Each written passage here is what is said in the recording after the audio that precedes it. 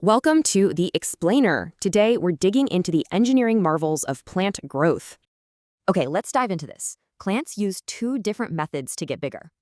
There's primary growth for getting taller, and secondary growth for getting wider. Primary growth is all about that upward and downward reach for things like sunlight and water.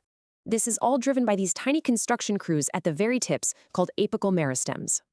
And that top bud, it's the boss. This is called apical dominance, and it gives trees that classic cone shape.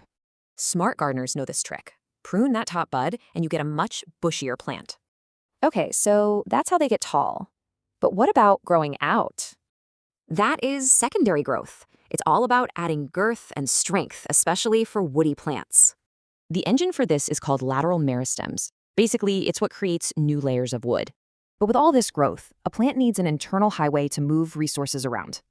And that highway has two main lanes, the xylem for water and the phloem for food. Think of the xylem as the plant's plumbing, pulling water and minerals up from the roots. What's wild is that its cells are actually dead and hollow, creating a perfect pipeline for water. The phloem, on the other hand, is a living tissue. It actively moves sugars wherever they're needed. And here's the coolest part. All this seasonal activity leaves behind a visible record, tree rings.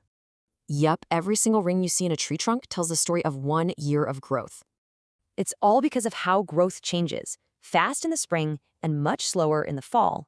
So we can literally read a tree's age and even the climate conditions of the past. But none of these systems works in a vacuum.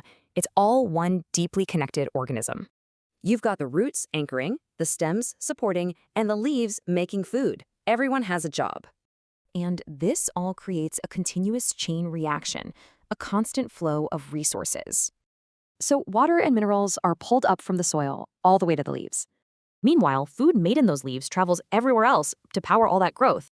It shows that the health of one part really does depend on the health of all the others.